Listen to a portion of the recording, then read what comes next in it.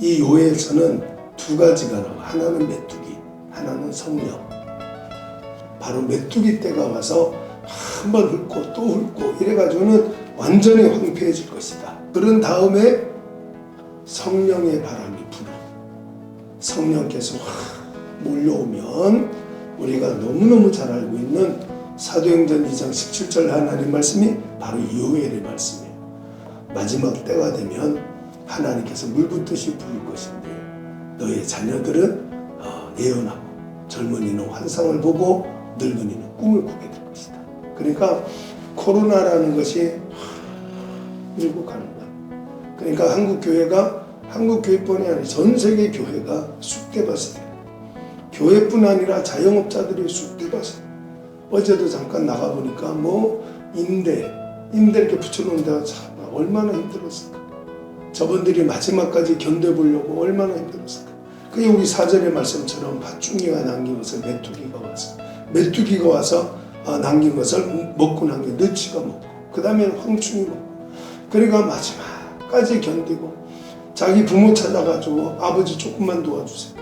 친구 찾아가가지고 야 조금만 네가 참아줘라 이러면서 견뎠는데 그냥 황폐화될 뻔했어. 근데 이제 그 다음에 성령을 하나님께서 부어주시니까 모든 것이 회복되는. 그래서 요엘서를 제가 읽고 준비하면서 한국 교회가 또 전 세계 교회가 다시 이런 날이 와야지 그렇게 하면서 기대감을 갖고 지금 설교를 하는. 요엘이 활동할 때가 언제느냐.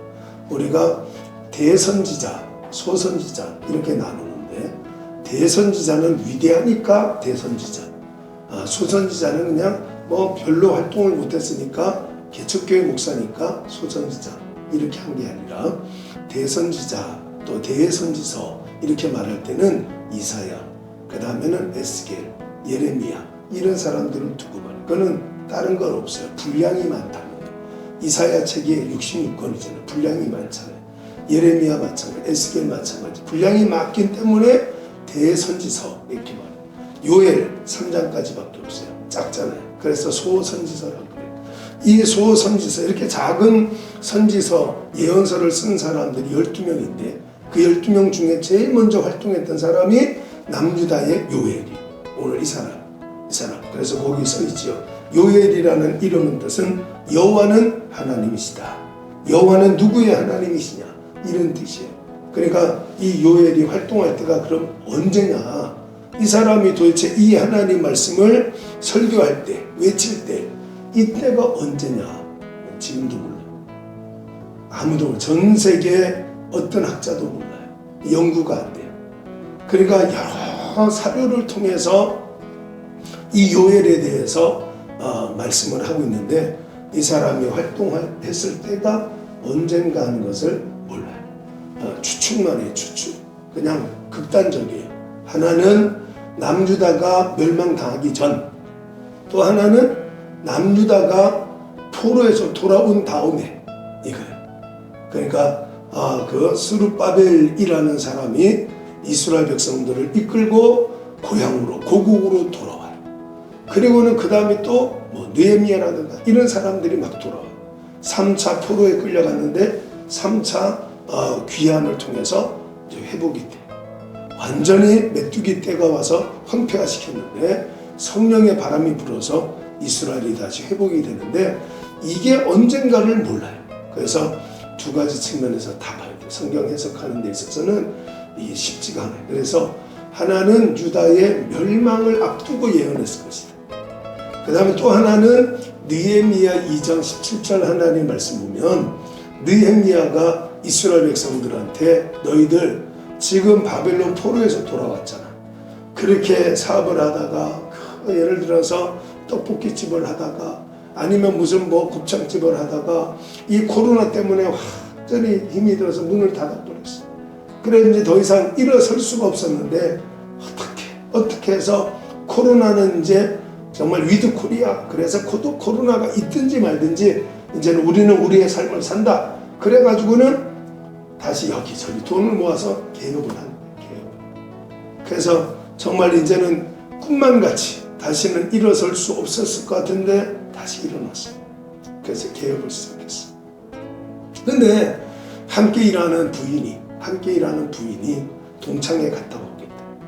지금 개업을 해가지고 막 집기가 들어오고 막 그냥 음식을 준비해야 되고 막 이러는데 자기 동창회 갔다 온대. 그러니까 속이 얼마나 타겠어. 남편이 얼마나 속이 타겠어. 그러니까 느헤미야가 하는 말이에요. 지금 집 지을 때가 아니라는, 지금 밭에 나가서 밭을 일굴 때가 아니라는 거예요. 하나님의 성전부터 짓자. 성전부터. 우리가 하나님의 성전부터 지어야 하나님께서 그 과거에 우리를 내팽이 쳤던 그런 때가 다시 오지 않는다. 그래서 느헤미야 2장 17절 말씀 보니까 우리가 성전을 건축하자. 다시는 수치를 당하지 않도록 이렇게 말해요. 그러니까 이 요엘이 그때냐 저때냐 여기 헷갈리는 때예요. 헷갈리는 때. 그렇지만 오늘 여기 말씀 보니까 우리가 살면서 그냥 무난하게 살아왔는데 지금 전 세계 역사적으로 전염병이 탁 터졌어요.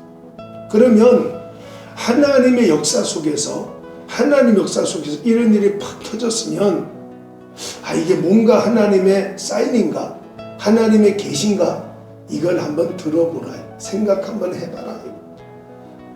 교회가 예수님께서 부활하시고 그래서 교회가 쭉 잘 내려오다가 1517년 10월 31일 날 비텐베르크 신학대학 교수 마틴 루터가 종교개혁입니다. 이때까지 잘 내려오던 교회가 왜 느닷없이 종교개혁이라는 게 일어나서 전 세계가 떠들썩, 영국이나 그 다음에 스코틀랜드라든가 막 전 세계에 이 성경 하나님 말씀 오직 성경 붙들고 살던 사람들이 마틴 루터가 종교개혁을 하니까 맞아, 그게 맞아. 그렇게 하고는 막 종교개혁이 전 세계에서 막 일어나 버렸어요. 그러면 왜 느닷없이 그런 일이 생겼을까? 한번 생각을 해봐라. 그런 말을 하는 거예요. 오늘 여기 바로 그 말씀, 1장 하나님 말씀은 그 말씀이에요. 늙은 자들아, 너희가 이때까지 살면서 코로나라는 이 전염병 때문에 이런 난리를 쳤던 적이 있냐? 없지 않냐? 그러거든. 왜 이런 일이 일어났을까? 한번 그거를 생각해 봐야 되지 않냐? 그 다음에 취하는 자들아, 너희는 깨어 울어라. 이렇게 말. 이제까지 너희가 포도주에 취해서 비틀거리면서 살았는데 이제는 전쟁이 일어나가지고 포도원이 쑥대밭이 되니까 더 이상 포도주를 만들 수가 없는 거예요. 이때까지는 맛있는 포도주를 먹었는데 더 이상 마실 포도주가 없다. 네가 이때까지 일용할 양식 걱정하지 않고 살았는데 내 인생에 어쩌다가 이런 고통이 닥쳤을까? 한번 생각해보라. 그래서 전도서 7장 14절 말씀에 곤고한 날에는 생각하라. 하나님을 돌아다 봐라. 내 인생을 한번 돌아다 봐라. 이런 말씀이에요. 지금 여기 요엘서 말씀이 그 말씀이에요. 왜 이 남유다가 하나님의 선택을 받아가지고 하나님의 복주심 속에서 살았는데 왜 이렇게 바벨론이 와가지고 뭐 아수르가 와가지고 헬라가 와가지고 이렇게 이 나라를 쑥대밭을 만들고 있냐? 여기는 분명히 하나님께서 우리에게 하고자 하는 말씀이 있을 것이다. 우리가 분명히 하나님 앞에 뭔가 잘못한 것이 있을 것이다. 그러면서 취하는 자들아, 너희는 깨어 울어라. 이렇게. 그 다음에 또 하나가 농부들 지나가는 사람들이 밭을 보더니 밭이 말이야 수수를 키우는데 수수대가 다 꺾여 있고 그냥 수수 열매가 그냥 볼품이 없는 거예요. 이파리도 다 그냥 우박을 맞아가지고 그냥 상처가 나 있고 지나가는 사람들이 아유 저 밭 농부는 어떻게 저렇게 게을러서 저 모양을 만들어 놨냐. 예를 들어서 논을 보면서 논이 그냥 다 비바람에 휩쓸려가지고 흙탕물에 빠져가지고 그냥 벌겋게 돼 있어. 그러니까 지나가는 사람들이 보면서 농부가 얼마나 게으르면 저 모양일까 이렇게 말하지만 사실은 게을러서가 아니라 하나님의 징계하심 때문에 그렇게 됐다는 거예요. 그러니까 농부가 그걸 보면서 부끄러운 거야. 자기는 최선을 다했는데 남들은 지나가면서 그 모습을 보면서 농부를 손가락질하 부끄러운 거예요. 저도 마찬가지. 저도 이렇게 부끄러워. 대한민국 교회 목사들이 다 부끄러울 거예요. 장사하는 분, 저 자영업자들도 다 부끄러워. 나는 열심으로 했는데 내 가게가 문을 닫는 거야. 집기들이 막 그냥 중고품으로 팔려나가는 거야. 그러니까 얼마나 부끄러워. 옆 가게에서 볼 때는 저 곱창집 사장님이 얼마나 게으르고 얼마나 요리 솜씨가 없었으면 저 사업장이 망하냐? 이렇게 말하지만 나는 나름대로 최선을 다했는데 그 말씀이 오늘 이 말씀이에요. 그러니까 하나님의 징계하심이 임하게 되면 사람의 노력이나 사람의 어떤 수단과 방법이 아무 쓸데없다는 거예요. 그때 우리가 해야 될 게 뭐냐? 바로 그게 하나님의 뜻을 깨닫는 거다. 이거를 지금 요엘서를 통해서 말씀하는 거예요. 그래서 오늘 말씀, 너희가 이런 일이 살면서 한 번도 일어나지 않았는데 느닷없이 생각도 못했던 일이 발생하거든. 거기에서 하나님의 뜻을 깨달아라. 이 말씀.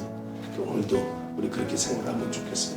하나님께서 내게 자꾸 사인을 보낸다고.